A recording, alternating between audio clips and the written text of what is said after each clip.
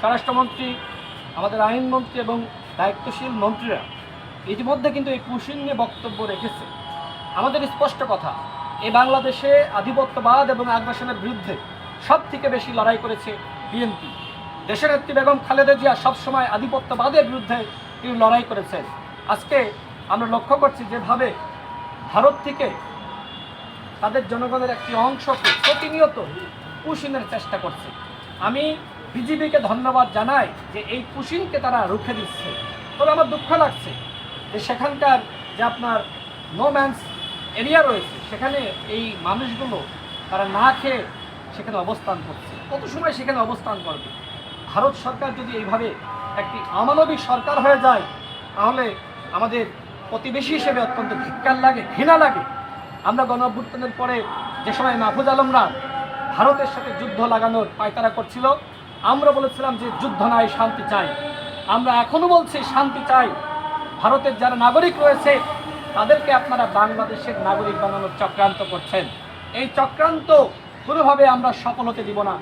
যে সময় ঢাকা বিশ্ববিদ্যালয়ে আমরা রাজনীতি করেছি, নুরুল আকমল সেই সময় ডাকসুর ভিপি ছিল।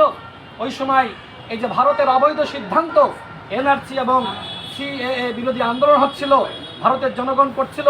পাঞ্জাবের জগতে একটি বিশ্বস্ত নাম শাবাব এথনিক ওয়্যার। সেই আন্দোলনের প্রতি আমরা সংহতি জানাতে গিয়ে আমরা কিন্তু সেখানে নির্যাতন, নিপীড়নের হামলা শিকার হয়েছিলাম। ডাকসুর ভিপির রুমের মধ্যে আমাদেরকে হত্যা চেষ্টা করা হয়েছিল। ওই সময়কার আধিপত্যবাদের এজেন্ট সঞ্জিদ এবং সাদ্দাম সেই হামলার নেতৃত্ব দিয়েছিল।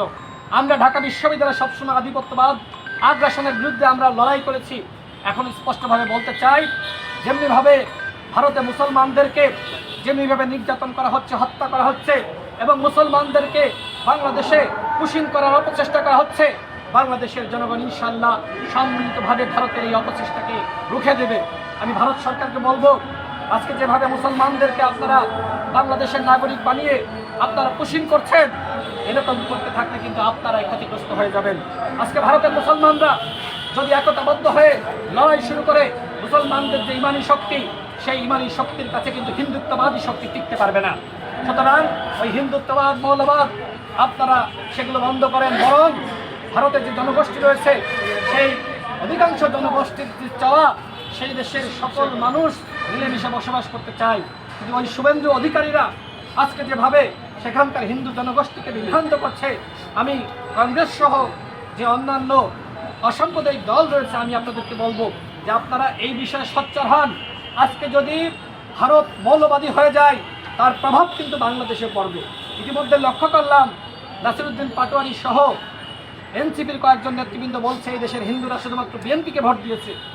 এদেশের হিন্দুরা কি বাংলাদেশের নাগরিক নয়? কেন এইভাবে বিভাজন সৃষ্টি করা হচ্ছে?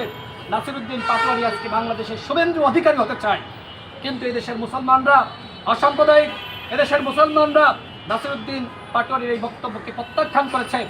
আমাদের বিএনপি সরকার, এবং আপনারা জানেন নির্বাচনের আগে এবং নির্বাচনের পরে সবসময় মাননীয় প্রধানমন্ত্রী তিনি যে বক্তব্যগুলো রেখেছেন, এই বক্তব্যগুলো ইসলামী মূল্যবোধের পক্ষে।